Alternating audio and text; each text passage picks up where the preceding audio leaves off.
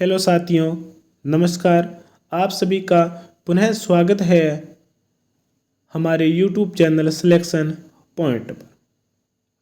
अगर आप पहली बार हमारे यूट्यूब चैनल सिलेक्शन पॉइंट पर पधारे हो तो हमारे यूट्यूब चैनल सिलेक्शन पॉइंट को सब्सक्राइब कीजिए और उसके बेल आइकन को भी प्रेस कीजिए ताकि हमारी जो भी नई अपडेट हो, जो भी नया वीडियो हो, उसका नोटिफिकेशन आपको प्राप्त हो जाए। और इसके अलावा आप अपने जो साथी हैं उनको ज़्यादा से ज़्यादा शेयर भी करना, क्योंकि ये क्लास से आपके आगामी जो भर्तियां होने वाली हैं, सेकंड ग्रेड है, लेब असिस्टेंट है, फर्स्ट ग्रेड है, उनमें ये बहुत बहुत कारगर सिद्ध होगी। ठीक है, अभी जो हमारी क्लासें हैं उसमें हम राजस्थान के जो जनजातीय आंदोलन हैं, मेर, भील और मीणा जनजातियों के द्वारा जो आंदोलन किए गए अपनी स्वतंत्रता के लिए, अपने अधिकारों के लिए, उनके बारे में हम अध्ययन कर रहे हैं। कल की जो हमारी क्लास थी उसमें हमने मेर और भील विद्रोह के बारे में पढ़ा था। आज हम गोविंदगिरी और मोतीलाल तेजावत के बारे में पढ़ेंगे, जिन्होंने इन जनजातियों के पुनरुत्थान, उनमें सुधार हेतु क्या क्या प्रयास किए थे, उनके बारे में बड़े विस्तार पूर्वक से पढ़ेंगे। ठीक है साथियों, तो चलिए साथियों शुरू करते हैं आज की क्लास को। आज की क्लास में हम देखेंगे गोविंदगिरी के बारे में। इससे पहले हमारा जो सिलेक्शन पॉइंट है, परिवार है, उसका एक स्लोगन है कि success does not come in one day but it will surely come one day. यानी कि सफलता आपको एक दिन में नहीं मिलेगी, परंतु ये श्योर है कि आपको सफलता एक दिन अवश्य मिलेगी। ठीक है, इसी ध्येय को ध्यान में रखते हुए हम और आप सभी मिलकर के अपने लक्ष्य को प्राप्त करने के लिए लगातार प्रयासरत हैं और प्रयास करते रहेंगे। ठीक है, तो चलिए शुरू करते हैं गोविंदगिरी के बारे में। गोविंदगिरी जिनका जन्म 1850 में डूंगरपुर राज्य के बांसिया ग्राम में एक बंजारे परिवार में हुआ था। ठीक है, तो सबसे पहले जो बेसिकली चीजें हैं उनके बारे में पढ़ेंगे। नंबर 1 कि डूंगरपुर राज्य के बांसिया गांव, क्योंकि कई बार एग्जामिनर क्या करता है कि इस प्रकार के भी प्रश्न पूछ लेता है कि गोविंदगिरी का संबंध किस राज्य से था, किस गांव से था, उनके निवास स्थान का नाम क्या था, तो वो था बांसिया और वो जाति से क्या थे, बंजारे थे। ठीक है, उसके बाद में 20वीं सदी के आरंभिक वर्षों में डूंगरपुर और बांसवाड़ा में गोविंदगिरी के नेतृत्व में अनेक शक्तिशाली भील आंदोलन चले थे। ठीक है, अब उनमें से जो आंदोलन है वो भोमट भील के नाम से भी जाना जाता है, जो कि 1921 से लेकर के 1929 के बीच में चला था। ठीक है, भोमट भील आंदोलन भी कहा जाता है इसे, क्योंकि भोमट क्षेत्र है डूंगरपुर बांसवाड़ा, उस क्षेत्र में होने के कारण से भोमट भील आंदोलन कहा जाता है। ठीक है, आगे चलते हैं। गोविंदगिरी के जो गुरु थे वो थे कोटा बूंदी अखाड़ा के साधु राजगिरी। ठीक है, गोविंदगिरी किनके शिष्य थे, कोटा बूंदी अखाड़ा के साधु राजगिरी के शिष्य थे, और ये गांधीवादी विचारों को मानते थे, यानी कि अहिंसा और सत्य की राह पर चलने वाले थे। इन्होंने धुनी स्थापित की थी एवं निशान के रूप में ध्वजा भी स्थापित की थी। उनकी ध्वजा थी वो सफेद रंग की थी, और सफेद रंग उनकी शांति का प्रतीक था। ठीक है, और लगातार आसपास के क्षेत्रों में के भीलों को आध्यात्मिक शिक्षा देना प्रारंभ किया था। ठीक है, आध्यात्मिक यानी कि धर्म से संबंधित शिक्षा देना। और इसके अलावा और उन्होंने क्या किया था कि भीलों में जो प्राचीन रूढ़िवादी कुरीतियां, सामाजिक बुराइयां मानते हैं जिसे, वो फैली हुई है, उनको समाप्त करना और उन्हें इनके बारे में जागृत करना उनका मुख्य उद्देश्य था। ठीक है, आगे चलते हैं। गोविंदगिरी स्वयं एक छोटे किसान थे। इसके बाद में गोविंदगिरी ने 1885 में, कब, 1885 में संप सभा की स्थापना की थी। इसे महत्वपूर्ण मानते हुए ध्यान में रखना। ठीक है, संप सभा की स्थापना 1885 में की थी। इस सन का जो जिक्र है, संप सभा की स्थापना, इसका जिक्र हिंदी ग्रंथ अकादमी की पुस्तक है जिसके लेखक है BL पानगड़िया। वो कहते हैं कि 1885 में इन्होंने संप सभा की स्थापना की थी। ठीक है, जिसमें मेवाड़, डूंगरपुर, ईडर और गुजरात के भील और ग्रासियों को संगठित किया था।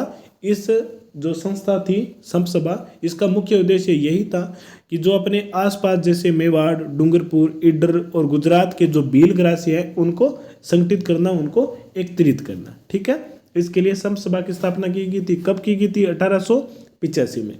अब तक हमने गोविंद गिरी के बारे में पढ़ा है, उसमें कुछ पॉइंट महत्वपूर्ण एक बार पुनः बता देता हूं कि नंबर 1, वो बासिया गांव डूंगरपुर के थे, जाति से वो बंजारे थे। ठीक है, इसके अलावा उन्होंने संप सभा की स्थापना की थी 1885 में। उनके गुरु कौन थे? कोटाबूंदी अखाड़ा के गुरु साधु राजगिरी थी। ठीक है, और वो गांधीवादी विचारों पर आधारित थे। ठीक है, चलिए आगे चलते हैं। आगे हम देखेंगे कि इन्होंने, गोविंद गिरी ने भीलों में जो व्यापक सामाजिक बुराइयां तथा धार्मिक शिक्षा देने एवं हिंदू धर्म के दायरे में रखने के लिए भगत पंथ भी शुरू किया था। ठीक है, तो भगत पंथ, कई बार सीधा प्रश्न पूछा जाता है कि भगत पंथ किसके द्वारा शुरू किया गया था? तो वो थे गोविंद गिरी। गोविंद गिरी कौन थे? डूंगरपुर के बासिया गांव में जन्मे एक जाति से बंजारे थे। ठीक है, भगत पंथ किसके द्वारा? गोविंद गिरी के द्वारा। गोविंद गिरी को लोग श्रद्धा से गुरु गोविंद भी कहते थे। ज़्यादा महत्वपूर्ण नहीं है, पर फिर भी ध्यान में रखना है आपको। इसके अलावा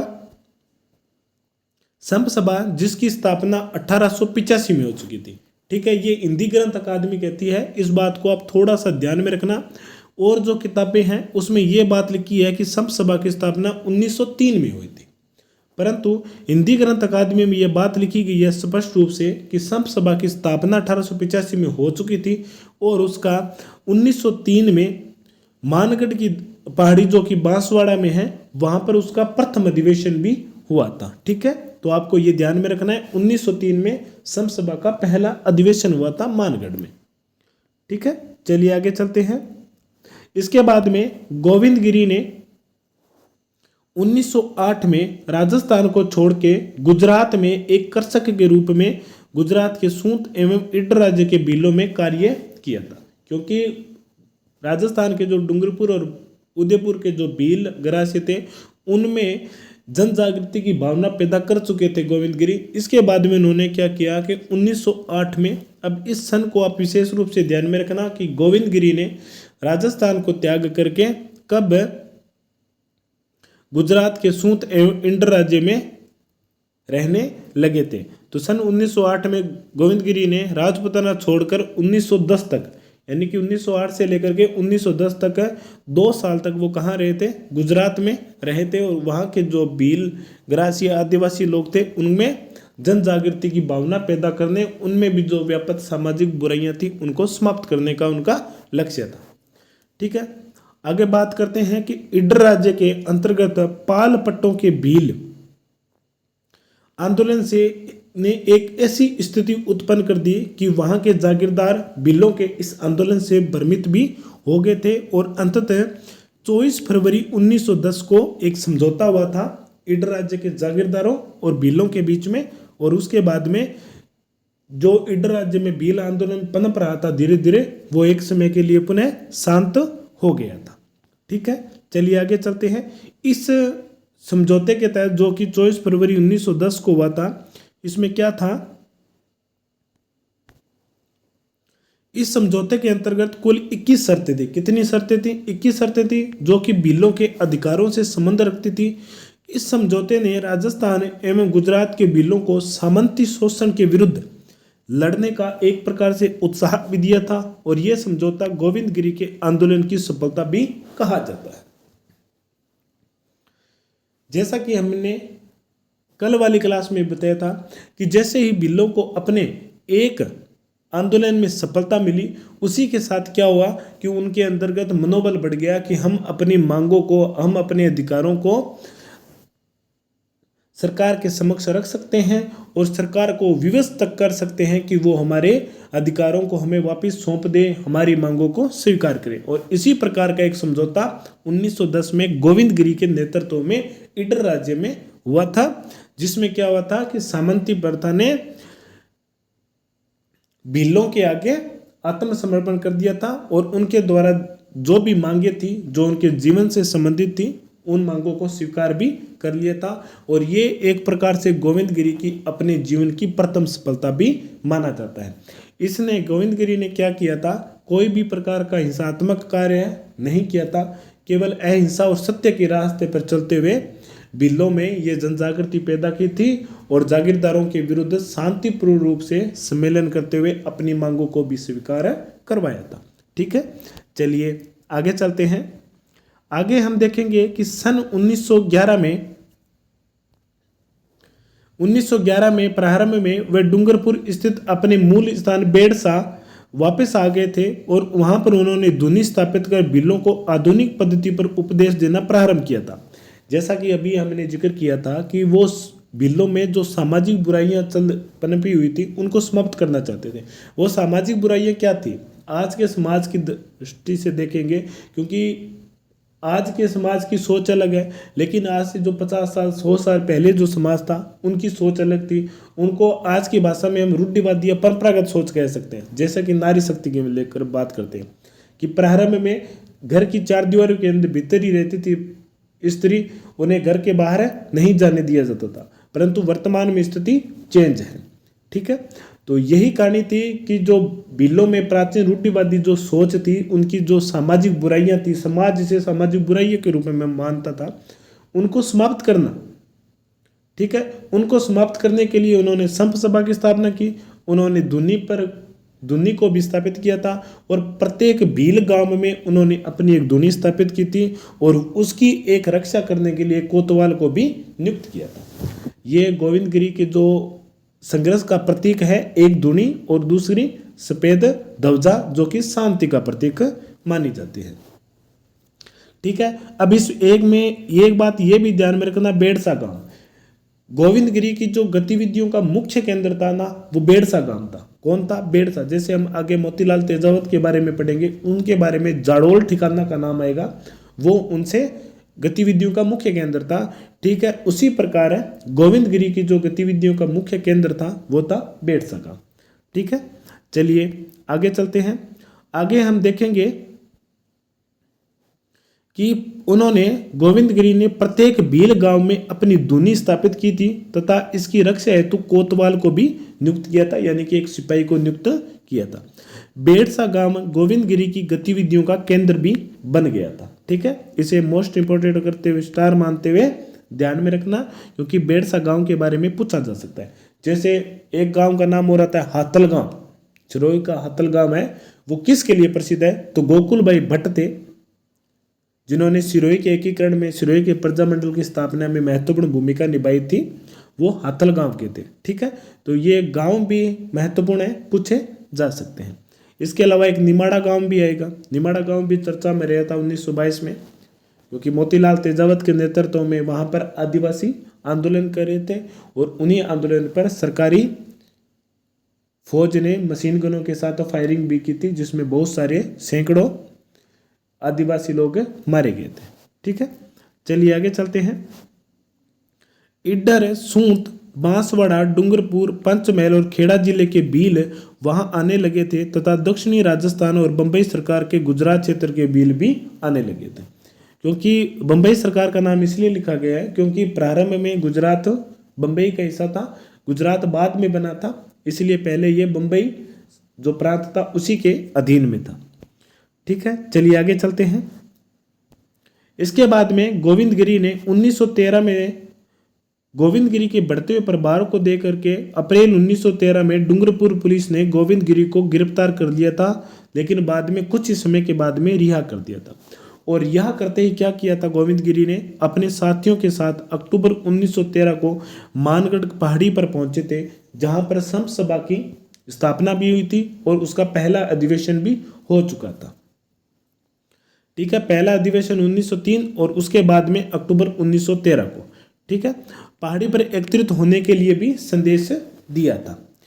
जैसे ही सरकार को इस सम्मेलन के बारे में सूचना मिली तो सरकार ने क्या किया कि अलग अलग रेजिमेंट से सैन्य टुकड़ियों को मंगाया और वहां पर मानगढ़ की पहाड़ी पर जो सम्मेलन हो रहा था उसे समाप्त करने के लिए या उसमें किसी प्रकार का विघ्न पैदा करने के लिए अलग अलग राज्य से सैनिक टुकड़ियां भी बुला ली थी। ठीक है, चलिए आगे चलते हैं।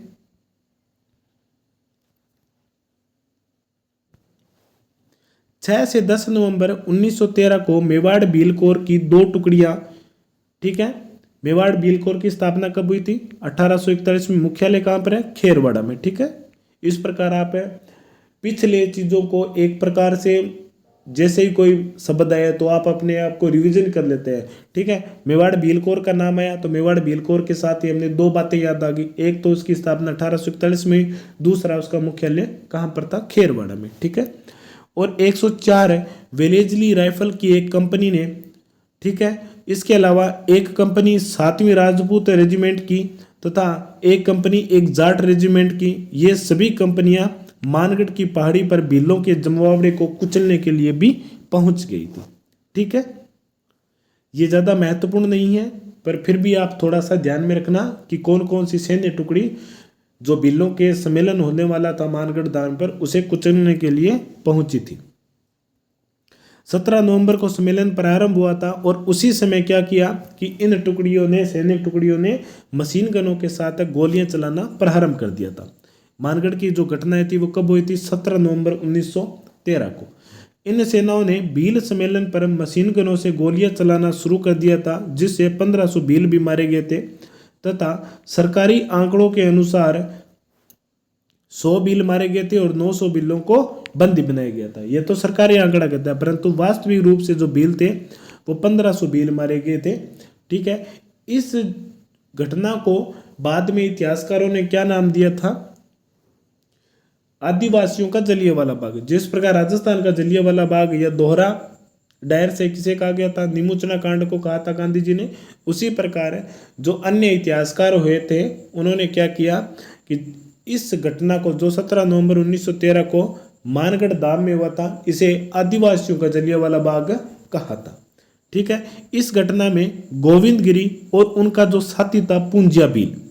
अब इस पूंजिया भील को नाम आप विशेष रूप से ध्यान में रखना, क्योंकि कई बार एग्जामिनर क्या करता है कि गोविंदगिरी का नाम काफी चर्चा में है।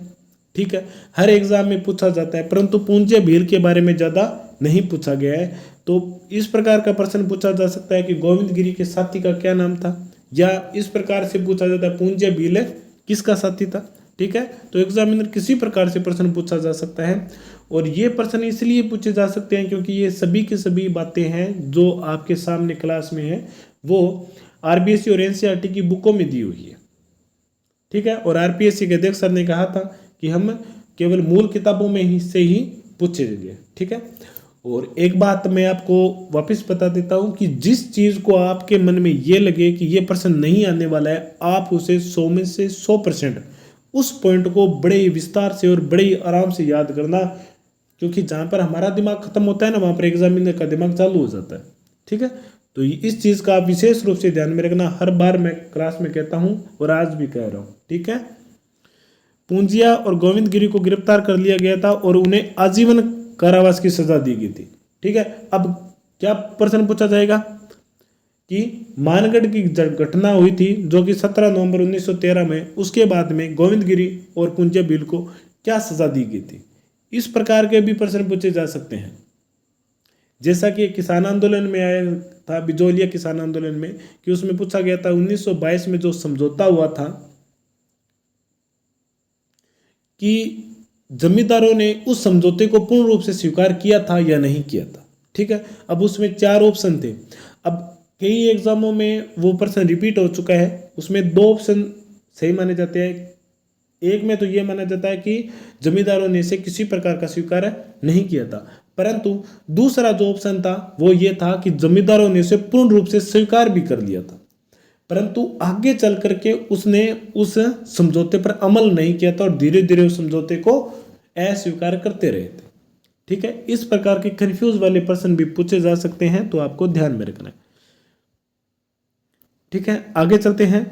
गोविंदगिरी की लोकप्रियता को देखते हुए उन्होंने क्या किया था, उनकी सजा को 10 साल कर दिया था और बाद में उसे 7 साल की सजा के बाद में रिहा कर दिया था। और यहाँ की जो शर्त थी वो ये रखी गई थी कि गोविंदगिरी, सूंद, इडर, डूंगरपुर, बांसवाड़ा और कुशलगढ़ राज्यों में प्रवेश नहीं करेंगे और वे सरकारी निगरानी में अहमदाबाद संभाग के पंचमहल जिले के जालोद नामक गांव में रहे थे। ठीक है, कहां पर रहेंगे? जालोद नामक गांव में रहे थे। कहां पर? सरकारी निगरानी में। ठीक है, ये बात। परंतु गोविंदगिरी से महत्वपूर्ण एक बात और बता देता हूं कि गोविंदगिरी ने जो अपना अंतिम समय था वो गुजरात के कंबोई नामक गांव में व्यतीत किया था। ठीक है, तो आप विशेष रूप से ध्यान में रखना, क्योंकि अगर पूछा जाए कि गोविंदगिरी ने अपना अंतिम समय कहाँ व्यतीत किया था तो वो गुजरात के कंबोई नामक गांव में व्यतीत किया था।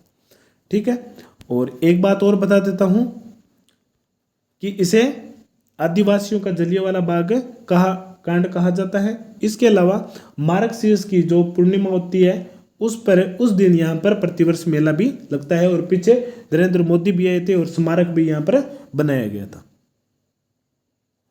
ठीक है, गोविंदगिरी हमेशा अहिंसा के पक्षधर थे और उनकी जो श्वेत जवदा थी वो किसका प्रतीक थी? शांति का प्रतीक मानी जाती थी। ठीक है, जालोद नामक गांव में रहते, विशेष रूप से ध्यान में रखना, पंचमहल के जालोद नामक गांव में रहे थे। इसके बाद में गोविंदगिरी जो अपना अंतिम समय गुजरात के कंबोई नामक स्थान पर बिताया था, मूल रूप से कहां से थे? डूंगरपुर के बेड़सा गांव में, परंतु उन्होंने अपना अंतिम समय गुजरात के कंबोई नामक स्थान पर व्यतीत किया था। इसके अलावा दो बातें रह गई थी। ठीक है, इस स्थान को यानी कि मानगढ़ को, लिखा नहीं है, मानगढ़ धाम को आदिवासियों का जलियांवाला बाग कहा जाता है। विशेष रूप से ध्यान में रहना, कंबोई को मत कर लेना। यहाँ पर मैं यहाँ पर लिख देता हूं, मानगढ़ धाम को आदिवासियों का जलियांवाला बाग कहा जाता है। इसके अलावा मानगढ़ धाम में प्रतिवर्ष आश्विन शुक्ल पूर्णिमा को एकत्रित होकर गोविंद शर्मा गिरी को जो भील जनजाति है, ग्रासिया जनजाति है, वो क्या है, उनको श्रद्धांजलि भी अर्पित करते हैं। ठीक है, ये थे गोविंदगिरी के द्वारा आदिवासियों के उत्थान के लिए, भीलों के में पुनरुत्थान के लिए जो भी कार्य किए थे उनके बारे में। ठीक है, एक बार थोड़ा सा जल्दी रिवीजन कर लेते हैं। गोविंदगिरी जिनका जन्म 1850 में बासिया गांव में हुआ था और वह जाति से बंजारे थे, ये एक महत्वपूर्ण पॉइंट है, इसे ध्यान में रखना।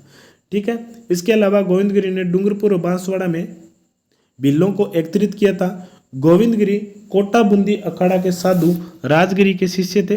ठीक है, उन्होंने सभी जो भीलों से संबंधित गांव थे वहां पर अपनी धुनी स्थापित की थी, और सफेद ध्वजा जो उनकी एक शांति का प्रतीक थी, अहिंसा का प्रतीक थी, उसको भी स्थापित किया था, और इन धुनी की रक्षा करने के लिए कोतवाल को भी नियुक्त किया था। गोविंदगिरी ने संत सभा की स्थापना 1885 में की थी, जिसमें मेवाड़, डूंगरपुर, बांसवाड़ा, गुजरात के सभी भील ग्रासियों को संगठित करने का उनका मुख्य उद्देश्य था। इसके अलावा गोविंदगिरी ने जो कि भीलों में व्याप्त सामाजिक बुराइयां, उनको हिंदू धर्म से दायरे में रखने के लिए, धार्मिक शिक्षा देने के लिए उन्होंने भक्त पंथ को भी शुरू किया था। ठीक है, गोविंदगिरी को लोग श्रद्धा से गुरु गोविंद भी कहते थे।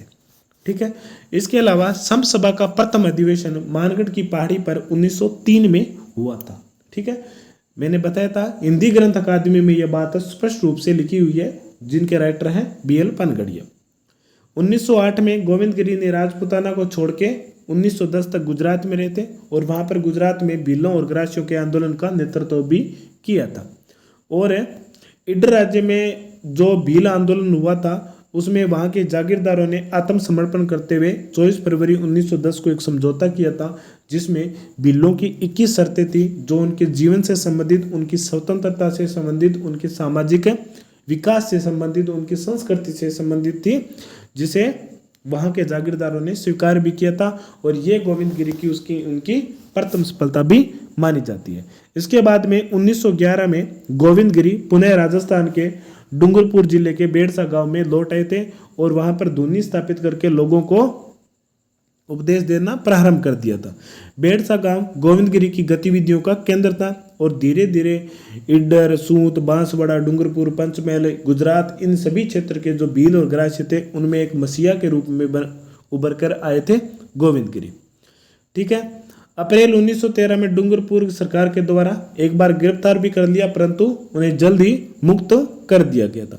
अक्टूबर 1913 में गोविंदगिरी ने उपदेश दिया कि हम मानगढ़ की दाढ़ी पर एक पहाड़ी पर हम एक सम्मेलन करेंगे।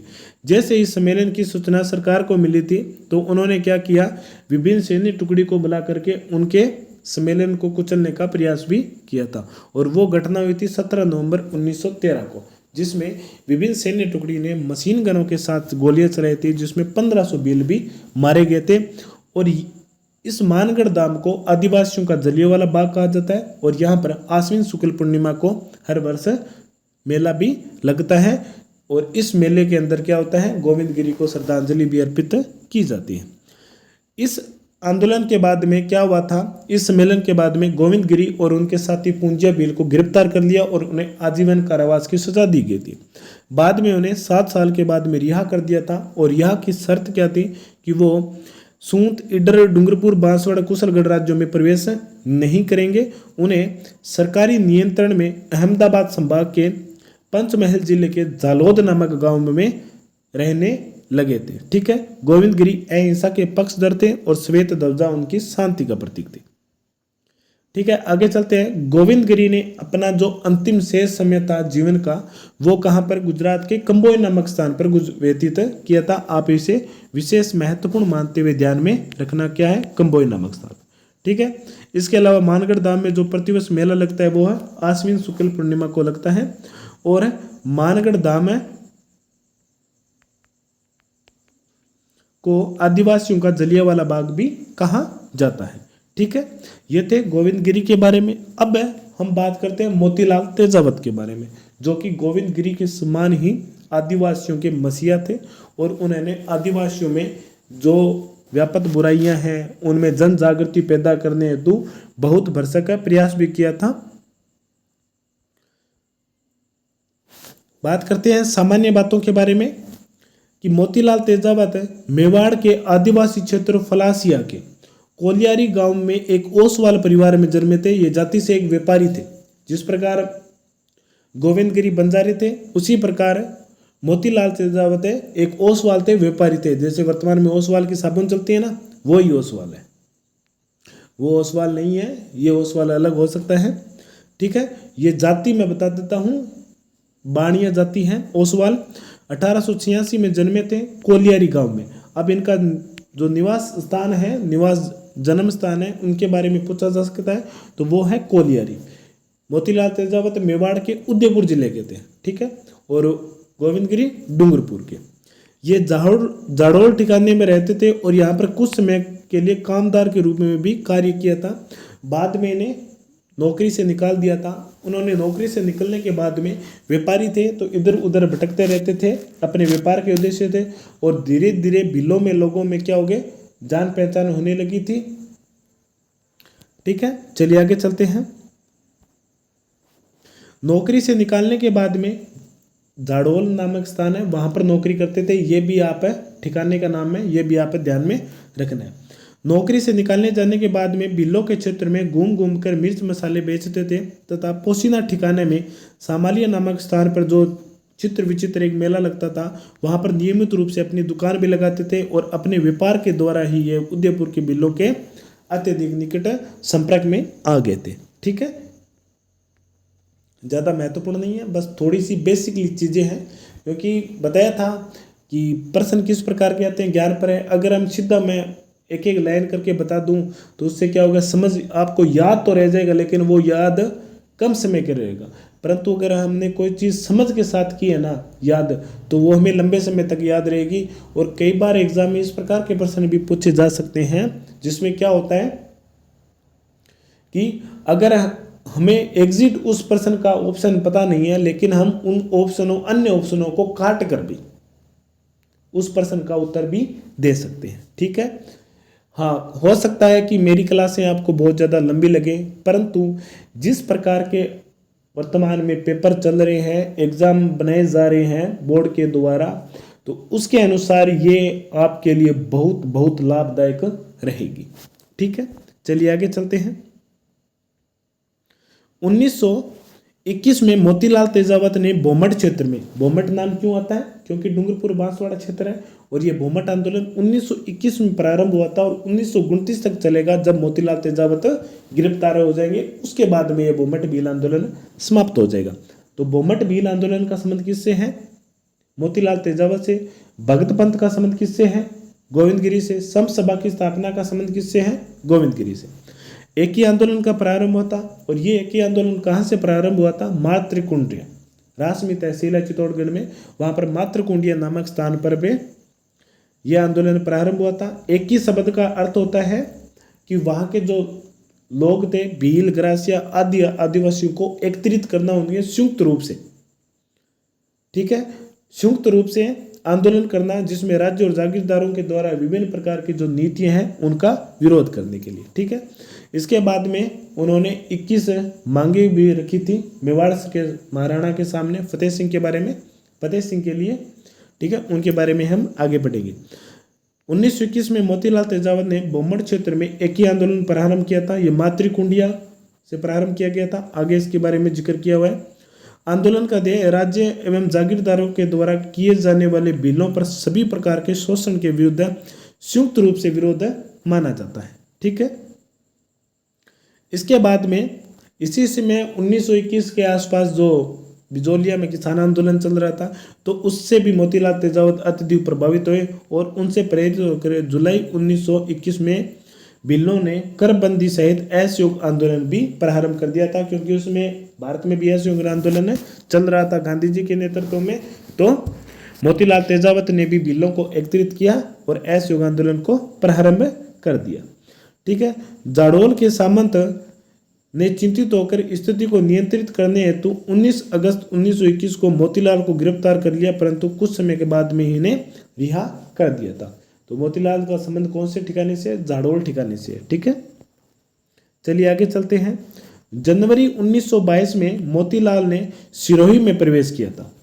उदयपुर और डूंगरपुर वहां पर के लोगों को जागृत करने के बाद में इन्होंने सिरोही राज्य में गए थे। सिरोही में भी जो भील और ग्रासी आदिवासी थे, उनकी वही दुर्दशा थी जो कि उदयपुर और मेवाड़ क्षेत्र में भीलों की थी, ठीक है।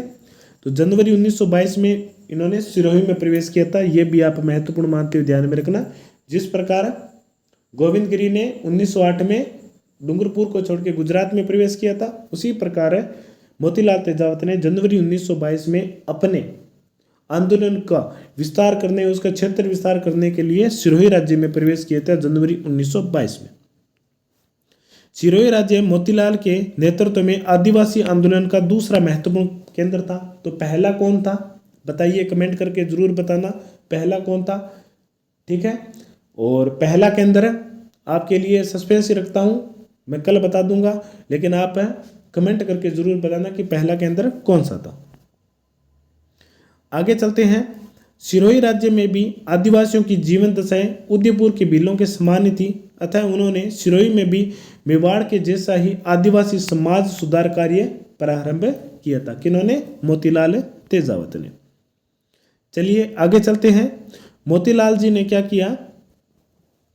लाग बाग समाप्त करने से संबंधित मांगों को लेकर के भीलों का एक सम्मेलन विजयनगर राज्य के नीमड़ा गांव में आयोजित किया था। कहां पर? नीमड़ा गांव। अब नीमड़ा गांव का संबंध किस से है? तो ये भील आंदोलन से संबंधित है, और इनका मुख्य नेता कौन था उसमें? मोतीलाल तेजावत। तो इस सम्मेलन में क्या कहा कि राजकीय सेना ने इसे दबाने के लिए नीमड़ा पहुंची और 6 मार्च 1922 को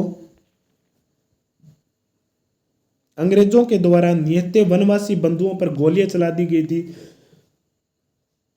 जिससे 1200 भील भी मारे गए थे। ये डूंगरपुर का है, गुजरात का है भूभाग है, विजयनगर नीमड़ा वर्तमान में, ठीक है। इस सम्मेलन को दबाने के लिए राजकीय सेना आई थी नीमड़ा गांव में, और वहां पर 6 मार्च 1922 को अंग्रेजों के द्वारा निहत्थे वनवासियों पर गोलियां चला दी थी, जिससे 1200 भील मारे गए थे।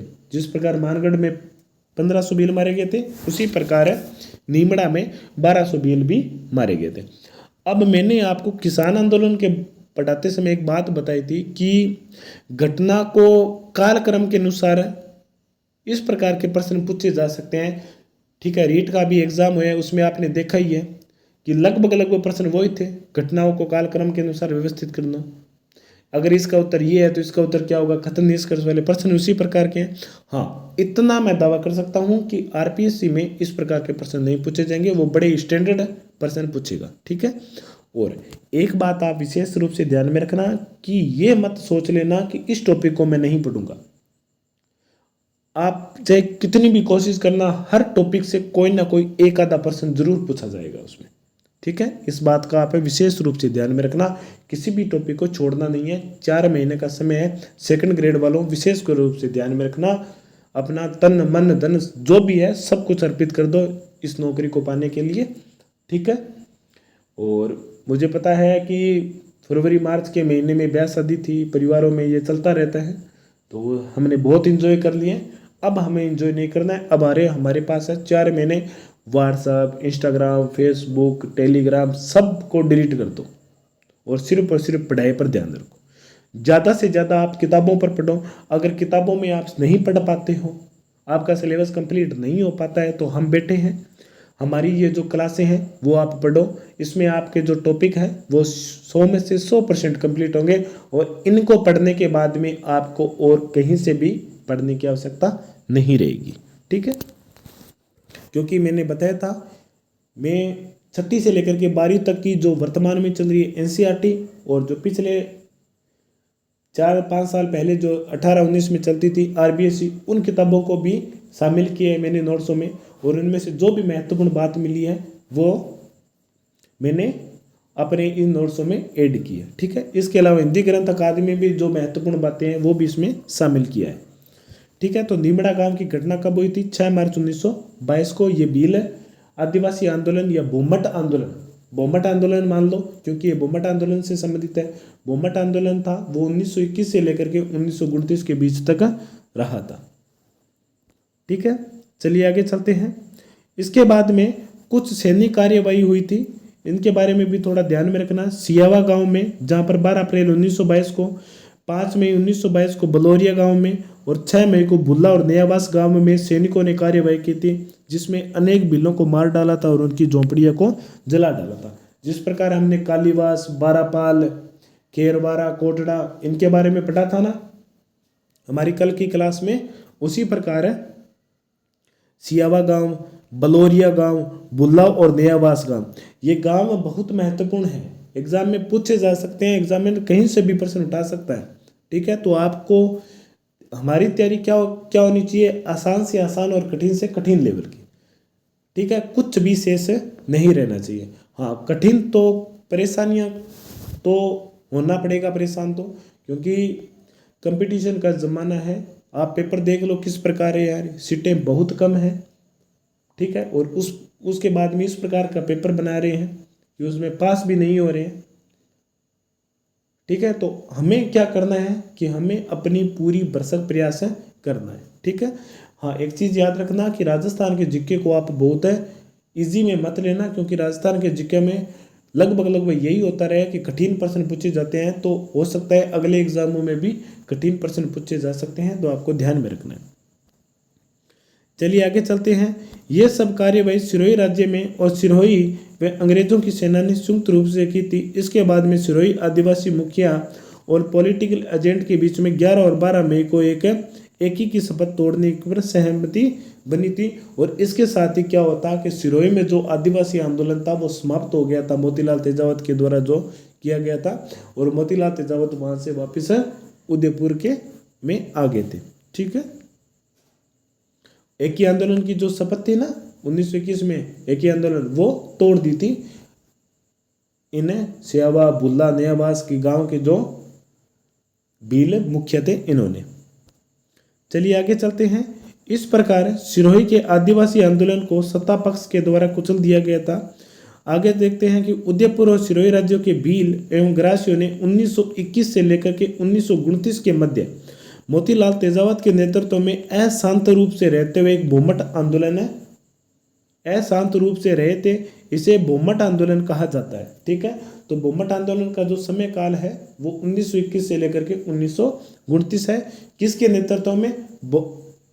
नेतृत्व में भूमट आंदोलन हुआ था? तो मोतीलाल तेजावत के नेतृत्व में। ठीक है, सिरोही और उदयपुर 2 मुख्य केंद्र थे।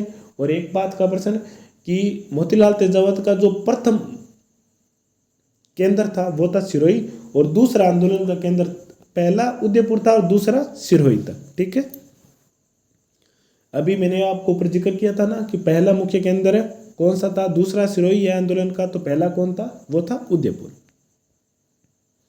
चलिए आगे चलते हैं। आगे हम देखते हैं कि मोतीलाल ने 1921 में चित्तौड़गढ़ के मार्तकुंडिया से एक ही आंदोलन शुरू किया था। ये बातें किसमें दी हुई है, हिंदी ग्रंथ अकादमी में दी हुई थी। ऊपर जो बातें थी वो आरबीएस और एनसीईआरटी की किताबों में दी हुई थी। ठीक है। तेजावत ने मेवाड़ के महाराणा, तत्कालीन महाराणा थे फतेह सिंह के सामने 21 मांगे रखी थी, जिन्हें मेवाड़ पुकार के नाम से भी जाना जाता है। ठीक है, इसे भी आप महत्वपूर्ण मानते हुए ध्यान में रखना। तेजावत ने मेवाड़ के महाराणा फतेह सिंह के सामने 21 मांगे रखी थी, जिसे मेवाड़ पुकार कहा जाता है।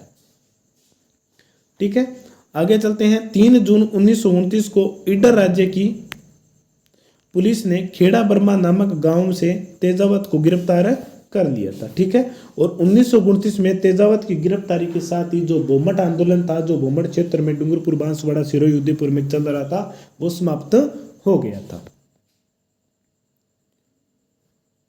ठीक है, जैसे ही मोतीलाल तेजावत को गिरफ्तार कर लिया गया तो महात्मा गांधी के सहयोगी मणिलाल कोठारी के हस्तक्षेप से 3 अप्रैल 1936 को इस एक लिखित आश्वासन पर तेजावत को रिहा कर दिया गया था कि वह कोई भी आंदोलनात्मक कार्यवाही में भाग नहीं लेंगे और न ही वो उदयपुर शहर को त्याग कर बाहर कहीं भी जाएंगे बिना इजाजत के। ठीक है, किसके सहयोग से, मणिलाल कोठारी के सहयोग से। ठीक है, और उदयपुर राज्य ने उन्हें गुजारे के लिए 30 रुपये प्रति माह भत्ता भी स्वीकृत किया था। 30 रुपये उस समय बहुत थे। ठीक है, 1920-22 के दशक में। और एक बार पुनः मोतीलाल जी ने क्या किया था, 1945 में भोमट में प्रवेश करने की कोशिश करती, परंतु उन्हें गिरफ्तार कर लिया गया और शीघ्र ही फरवरी 1947 में उन्हें रिहा भी कर दिया था। मोतीलाल तेजावत का निधन 5 दिसंबर 1963 को हुआ था और बोमट जो आंदोलन था वो 1929 में मोतीलाल जी की गिरफ्तारी के साथ ही समाप्त हो गया था और 1936 में उन्हें रिहा कर दिया गया था। मणिलाल जो गांधी जी के सहयोगी थे, उनके हस्तक्षेप थे और शर्त यही थी कि मोतीलाल भविष्य में किसी भी प्रकार के आंदोलनात्मक कार्यवाही में भाग नहीं लेंगे। ठीक है, और न ही उदयपुर राज्य को त्याग कर कहीं जाएंगे। तो मोतीलाल का जो अंतिम समय था वो सिरोही उदयपुर में रहा था, परंतु गोविंदगिरी का जो अंतिम समय था वो गुजरात के कंबोई नामक स्थान पे रहा था। ठीक है, ये थे मोतीलाल तेजावत और गोविंदगिरी के बारे में हमारी महत्वपूर्ण पॉइंट और महत्वपूर्ण बिंदु। ठीक है, अब मोतीलाल तेजावत क्या थे, जिन्होंने एक ही आंदोलन प्रारंभ किया था मातृकुंडिया से 1921 में। इसे बोमट भील आंदोलन कहा जाता है क्योंकि ये बोमट क्षेत्र था और 1921 से 1929 तक रहा था। 1929 में जैसे ही मोतीलाल तेजावत को गिरफ्तार कर लिया गया था और उनकी गिरफ्तारी के साथ ही यह आंदोलन समाप्त हो गया था। मोतीलाल तेजावत जिन्हें आदिवासियों का मसीहा भी कहा जाता है। ठीक है, और इसके अलावा क्या बातें थी महत्वपूर्ण बातें उन पर जिक्र करते हैं कि इन्होंने ये जाड़ोल ठिकाने के थे, एक बात। दूसरा, इनका ज्ञान था कोल्यारी में। ठीक है, इसके अलावा एक बात और ये भी महत्वपूर्ण थी कि इन्होंने अपनी गतिविधियों का जो प्रमुख पहला केंद्र था वो उदयपुर था। उसके बाद में ये सिरोही में गए थे 1922 में, वहाँ पर भी लोगों को एकत्रित किया था। अंततः क्या हुआ था, नीमड़ा गांव में एक घटना घटी थी 6 मार्च को, जिसमें 1200 भील मारे गए थे। उसके बाद में कुछ छोटी मोटी घटना और भी हुई थी जिसमें बहुत सारे भीलों की हत्या कर दी गई थी राजकीय सेना के द्वारा। इसके बाद में जो भीलों के मुखिया थे सिरोही राज्य में, उन्होंने क्या किया, समझौता कर लिया था और एक ही आंदोलन को समाप्त कर दिया था। ठीक है, तो वहाँ पर जैसे ही आंदोलन समाप्त हुआ, मोतीलाल तेजावत वापस उदयपुर में आ गए थे। ठीक है, और वहाँ पर रहते हुए लगातार वो आंदोलन कार्य गतिविधियों को जारी रखा था, परंतु 1929 में उन्हें गिरफ्तार कर लिया गया था। ठीक है, इसके अलावा मोतीलाल तेजावत ने मेवाड़ पुकार के नाम से तत्कालीन शासक महाराणा फतेह सिंह को 21 सूत्री मांगी भी रखी थी, जो कि आदिवासियों के जीवन उत्थान से संबंधित थी, उनके जीवन से संबंधित थी, उनके विकास से, उनकी सामाजिक कुरीतियों से और उनकी संस्कृति से संबंधित बातें थी उसमें। ठीक है, ये थी दोस्तों हमारी आज की क्लास। कैसी लगी कमेंट करके ज़रूर बताना।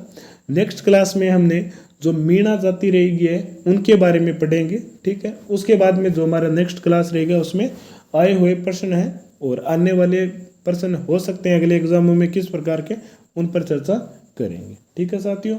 एक बार पुनः मैं आप सभी का आभार प्रकट करता हूं जो लगातार आप हमसे जुड़े हुए हैं, ठीक है।